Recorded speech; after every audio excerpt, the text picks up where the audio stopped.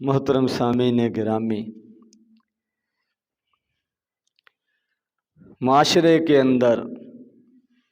جو خرابیاں اور کمیاں کوتاہیاں پائی جاتی ہیں اور ان کی اصلاح ضروری ہے، ورنہ معاشرے کے اندر اخوت، بھائی چارہ، احترام، اس کی فضا یہ قائم نہیں رہ سکتی۔ تو ان خرابیوں میں سے، ان کوتاہیوں میں سے جن کا ہم شکار ہیں اور شاید ہی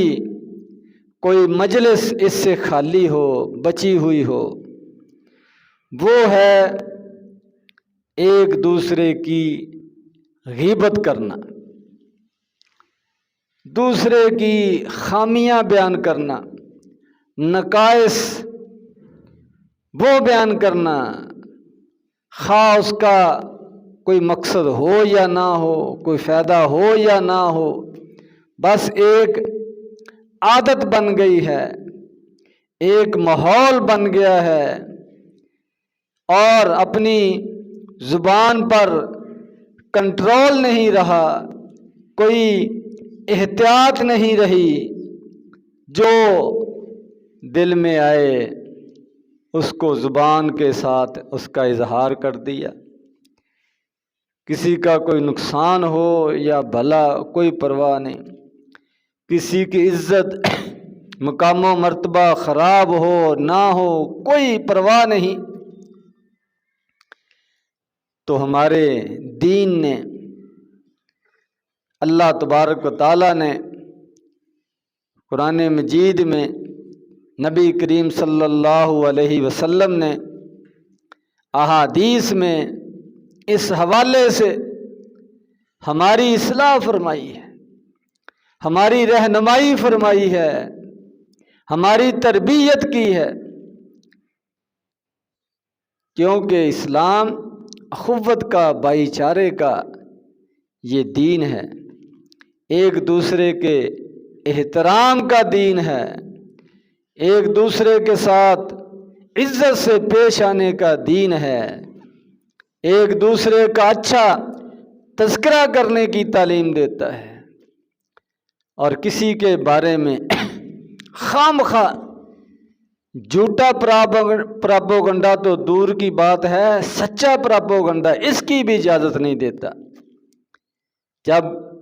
کوئی مجبوری ہو، کوئی ضرورت ہو، تو پھر آدمی سچی بات کہہ سکتا ہے، کسی کا عیب بیان کر سکتا ہے، کسی کی کمی کوتاہی بیان کر سکتا ہے، خاص طور پر اگر اس پر کوئی ظلم زیادتی ہو رہی ہو تو وہ شکایت کر سکتا ہے، اور اپنے اوپر ظلم کرنے والے، حق تلفی کرنے والے، زیادتی کرنے والے کی مذمت کر سکتا ہے، اس کے خلاف بات گفتگو کر سکتا ہے، یہ الگ بات ہے۔ یا کہیں گواہی کی ضرورت پڑے تو وہاں اس طرح کی بات کی جا سکتی ہے۔ کوئی آپ سے کسی حوالے سے مشورہ لے تو مشورے کے اندر آپ اس کو کسی کی خامی کوتاہی بیان کر سکتے ہیں۔ اسی طرح اگر کوئی اعلانیہ جرائم کا ارتکاب کرتا ہے، اس کو کوئی کسی کی پرواہ نہیں ہے، کوئی کسی کا لحاظ نہیں ہے، کوئی ڈر نہیں ہے، شرم و حیا کو وہ ایک طرف رکھ کر اعلانیہ طور پر سرعام وہ جرائم کا ارتکاب کرتا ہے، تو اس طرح کے آدمی کی بھی مذمت کی جا سکتی ہے۔ لیکن عام حالات میں، نارمل حالات میں، عام مجالس میں، نجی مجالس میں خام خواہ کسی کو موضوع بنا لینا، کسی کی باتیں شروع کر دینا، غیبتیں شروع کر دینا، اس کی خامیاں اور عیب یہ گن گن کر بیان کرنا، مجلس کو گرمانا، اس کی اسلام قطعاً اجازت نہیں دیتا۔ اور کوئی آدمی بھی اپنے بارے میں یہ پسند نہیں کرتا کہ میرے عیب، نقائص، کمیاں وہ میری عدم موجودگی میں کسی مجلس میں بیان کی جائیں، کوئی نہیں پسند کرتا۔ اگر اس کو پتہ چلے تو ناراض ہوتا ہے۔ تو اسی طرح دوسروں کے بارے میں بھی یہی حکم ہے، یہی سوچ رکھنی چاہیے کہ ان کی بھی کوئی کمی کوتاہی، کوئی عیب یہ خام خواہ بیان نہ کی جائے۔ کون آدمی ہے جس کے اندر کوئی کمی نہ ہو؟ ہر لحاظ سے وہ کامل ہو، مکمل ہو۔ ہر آدمی کے اندر کوئی نہ کوئی عیب، کمی کوتاہی یہ پائی جاتی ہے، موجود ہے۔ تو اس میں اس کو سمجھایا جا سکتا ہے، لیکن اس کو بیان کرنا، دوسروں کے سامنے اظہار کرنا، یہ اسلام اس کی اجازت نہیں دیتا۔ نصیحت خیر خواہی آپ کریں، سمجھائیں، لیکن اس کی عدم موجودگی میں دوسروں کے سامنے اس کو بیان نہ کریں۔ یہ اس سے کوئی فائدہ نہیں ہوگا، سوائے زبان کی لذت کے، سوائے مجلس کی رونق کے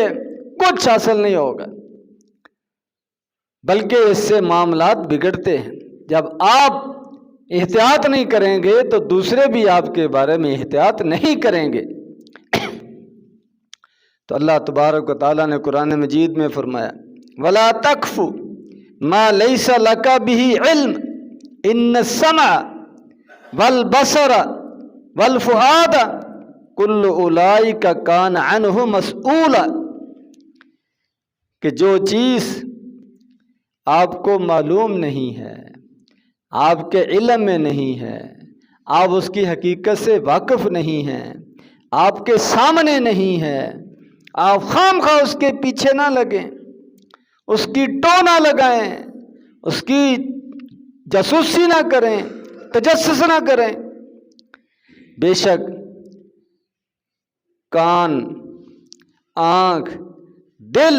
فرمایا ان ساری چیزوں کے بارے میں سوال کیا جائے۔ کان سے کیا سنا یہ سوال ہوگا، آنکھوں سے کیا دیکھا یہ سوال ہوگا، دل سے کیا کیا سوچا، پروگرام بنائے یہ سوال ہوگا۔ کل اولئک کان عنہ مسؤولا۔ تو اس لیے فرمایا کہ ان چیزوں کے حوالے سے نہایت آدمی کو محتاط ہونا چاہیے۔ جس چیز کو سننے کی، دیکھنے کی، دل میں جگہ دینے کی اجازت نہیں ہے، آدمی اس سے بچے، اس سے دور رہے، ورنہ اس کا حساب دینا پڑے گا، جواب دینا پڑے گا۔ فرمایا اللہ تبارک و تعالیٰ نے وَلَا تَجَسَّسُوا وَلَا يَغْتَبْ بَعْضُكُمْ بَعْضًا، سورۃ حجرات۔ نہایت قیمتی معاشرے کی اصلاح کے لیے احکامات، تعلیمات سورۃ حجرات کے اندر دی گئی، تو ان میں سے ایک فرمایا وَلَا تَجَسَّسُوا، تجسس نہ کرو، جاسوسی نہ کرو، کسی کی عیب تلاش نہ کرو، کسی کی خامیاں نہ ڈھونڈو۔ وَلَا يَغْتَبْ بَعْضُكُمْ بَعْضًا، اور اگر اپنے آپ کسی کے بارے میں کسی عیب کا، خامی کا علم ہو جائے، فرمایا وہ بھی آگے بیان نہ کرو، نہ خود تلاش کرو، نہ آگے بیان کرو، کسی کی غیبت نہ کرو۔ فرمایا اس عمل کو نہایت مکروہ قرار دیتے ہوئے فرمایا کیا تم میں سے کوئی یہ پسند کرتا ہے کہ اپنے فوت شدہ بھائی کا گوشت کھائے؟ کوئی بھی پسند نہیں کرتا۔ تو فرمایا یہ گوشت کھانے کے مترادف ہے، اس کی عزت اس کو خراب کرنے کے مترادف ہے۔ جب اس کی غیبت آپ کریں گے، اس کی عدم موجودگی میں اس کے نقائص اور عیب بیان کریں گے، اس پر تبصرہ کریں گے، تو یہ غیبت گوشت کھانے کے مترادف ہے۔ مسلم شریف کی روایت ہے، نبی کریم صلی اللہ علیہ وسلم نے پوچھا صحابہ کرام سے، اتدرون مل غیبت، کیا تمہیں پتہ ہے غیبت کیا چیز ہے جسے اللہ تبارک و تعالیٰ نے اتنی سختی سے منع کیا ہے اور اس کو گوشت کھانے کے مترادف قرار دیا ہے اپنے بھائی کا؟ تو صحابہ کرام نے جواب دیا، اللہ و رسولہ عالم، اللہ اس کے رسول ہی بہتر جانتے، وہی ہمیں بتائیں تو پتہ چلے گا۔ فرمایا ذکر کا اخاکا بما یکرہ، غیبت کی تعریف، فرمایا کہ تمہارا اپنے بھائی کے بارے میں ایسا تذکرہ کرنا، ایسا اپنے خیالات کا اظہار کرنا، ایسے کلمات اپنی زبان پر لانا جنہیں وہ سن کر ناپسند کرتا، وہ اس چیز کو سامنے لانے سے ناپسندیدگی کا اظہار کرتا۔ صحابہ کرام نے پوچھا کہ اگر ہم کسی کے بارے میں ایسی بات کریں، ایسی اس کی کمی کوتاہی بیان کریں، عیب بیان کریں جو واقعتاً اس کے اندر ہو، تو پھر بھی غیبت ہے؟ ہم تو حق بیان کر رہے ہیں، سچ بول رہے ہیں، جھوٹ سے کام نہیں لے رہے۔ تو میں کہ یہی تو غیبت ہے، کسی کے بارے میں سچ، حقیقت پر مبنی بات کرنا، اس کا عیب بیان کرنا، فرمایا یہی تو غیبت ہے اس کی عدم موجودگی میں۔ اگر آپ کو بات کرنی ہے تو اس کے سامنے کریں اور اس کو سمجھانے کی نیت سے کریں، اس کو نصیحت کے انداز میں کریں، اس کی اصلاح کے لیے کریں۔ تو اس کی عدم موجودگی میں مجلس کے اندر جب کریں گے تو اس کا کیا فائدہ ہے؟ سوائے اس کی عزت اور وقار کو خراب کرنے کے کچھ نتیجہ حاصل نہیں ہوگا۔ آج آپ کسی کی اس طرح عزت اچھالیں گے، کل کو آپ کی کوئی عزت اچھالے گا۔ جب آپ پسند نہیں کرتے کہ میرے ساتھ کوئی اس طرح کا سلوک کرے تو آپ بھی دوسروں کے ساتھ یہ سلوک نہ کریں۔ تو فرمایا حقیقت پر مبنی، سچ پر مبنی گفتگو کرنا، کسی کی عیب بیان کرنا، یہی تو غیبت ہے جس سے منع کیا گیا ہے اور اتنا سخت اس کا گناہ بیان کیا گیا۔ اور اگر تم ایسی بات کرو جو حقیقت کے خلاف ہو، اس کے اندر پائی نہیں جاتی، فرمایا یہ تو اس سے بڑا جرم ہے، یہ بہتان ہے، یہ اس سے بھی آگے والی جرم کی جو ہے نا وہ درجہ ہے۔ تو اندازہ لگائیں، اس حدیث کو دیکھیں، اللہ تبارک و تعالیٰ کے اس فرمان کو دیکھیں، اور پھر اپنی مجلسوں کو دیکھیں اور اپنے ماحول کو دیکھیں کہ کون سی مجلس ہے، کون سا وقت ہے، کون سا دن ہے جس دن ہم نے اس غلطی کا ارتکاب نہ کیا، اس غلطی سے اپنے آپ کو بچانے کی کوشش کی ہو۔ ہے کوئی پرواہ ہی نہیں، خیال ہی نہیں، احساس ہی نہیں۔ تو فرمایا نبی کریم صلی اللہ علیہ وسلم نے کہ معراج کے موقع پر میں نے کچھ لوگوں کو دیکھا کہ ان کو عذاب ہو رہا ہے، اور اس کی صورت یہ ہے کہ ان کے لمبے لمبے ناخن ہیں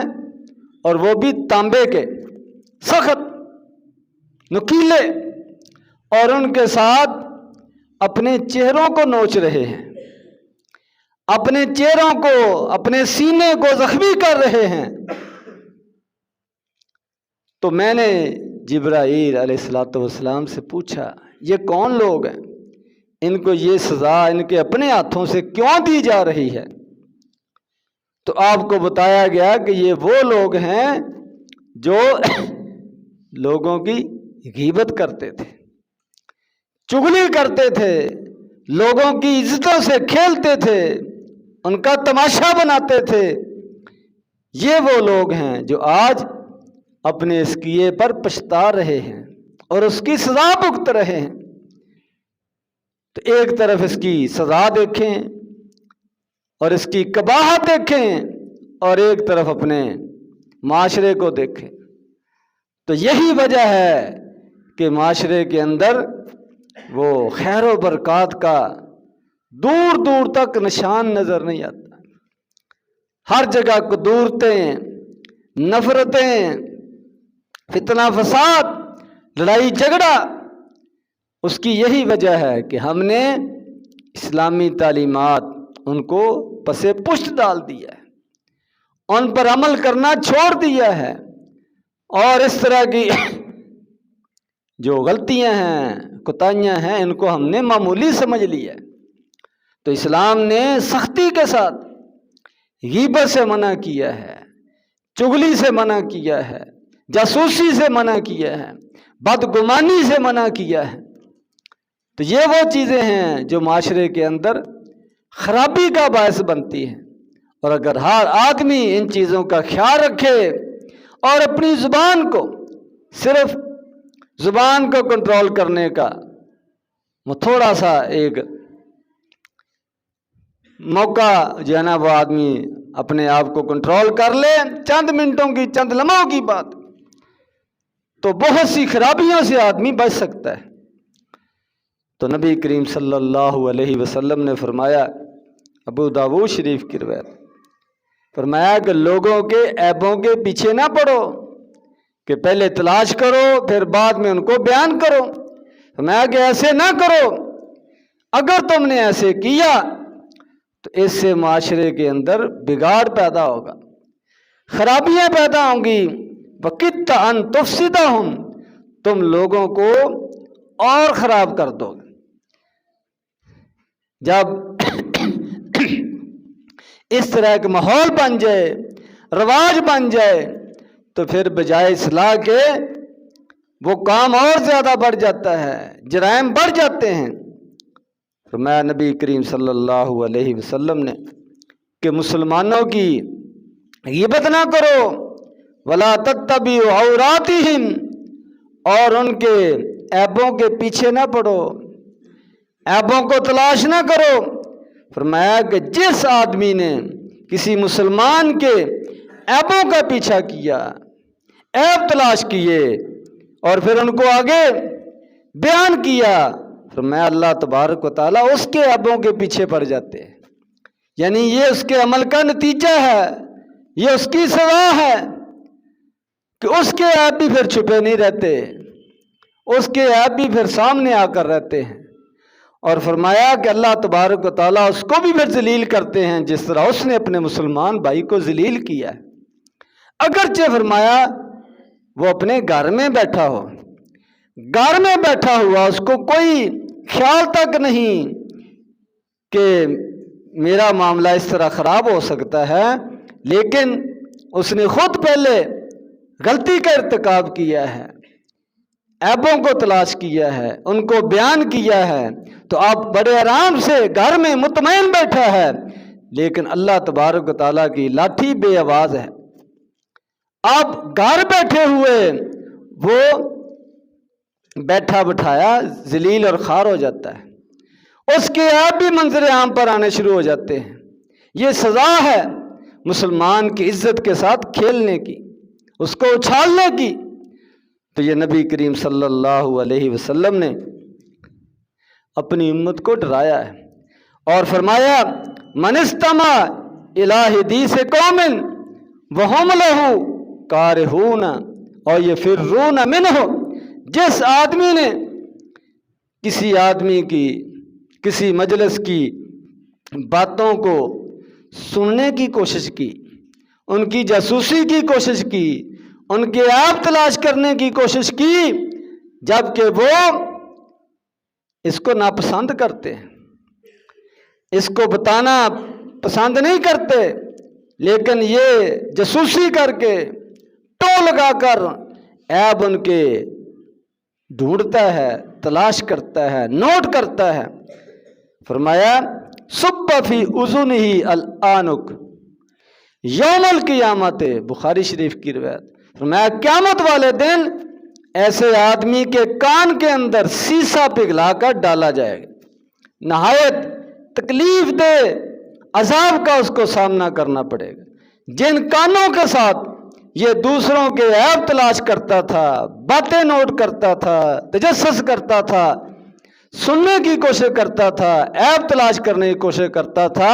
انہی کانوں کے اندر فرمایا سیسا پگھلا کر گرم گرم اس کے کانوں کے اندر ڈالا جائے گا۔ یہ نبی کریم صلی اللہ علیہ وسلم نے اپنی امت کو سختی کے ساتھ سمجھایا ہے، ڈرایا ہے کہ اپنی آدمی کو حدود کے اندر رہنا چاہیے، اور اللہ تبارک و تعالیٰ سے اپنے لیے، اپنے مسلمان بھائیوں کے لیے پردہ پوشی کی دعا کرنی چاہیے۔ میں کہ جو آدمی کسی مسلمان کی پردہ پوشی کرتا ہے،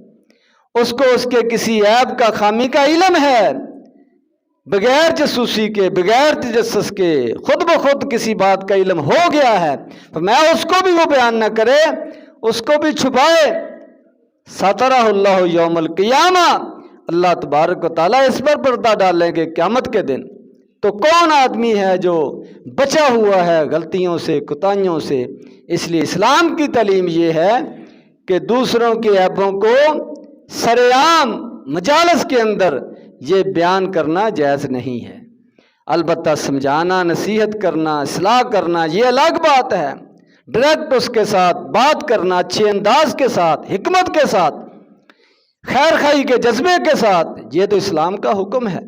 لیکن اس سے ہٹ کر دوسری جگہ پر کسی کے عیب، نقائص، کمیاں، گناہ، جرائم خام خواہ بیان کرنا جس کا نتیجہ کوئی نہیں، فائدہ کوئی نہیں، سوائے زبان کے چسکے کے، سوائے مجلس کی رونق کے کچھ حاصل نہیں ہوگا، اور پھر اس کے نتیجے میں دوسرے بھی یہی کچھ کریں گے، کسی کی بھی عزت محفوظ نہیں رہے گی۔ تو اسلام ایک دوسرے کا احترام کرنے کا حکم دیتا ہے، ایک دوسرے کی عزت کا پاس رکھنے کی تعلیم دیتا ہے، ایک دوسرے کے عیبوں کو چھپانے کی تعلیم دیتا ہے، ایک دوسرے کو سمجھانے کی، خیر خواہی کی تعلیم دیتا ہے۔ اللہ تبارک و تعالیٰ قرآن و حدیث کو سمجھنے کی، اس پر عمل کرنے کی توفیق عطا فرمائے۔ وآخر دعوانا ان الحمد للہ رب العالمین۔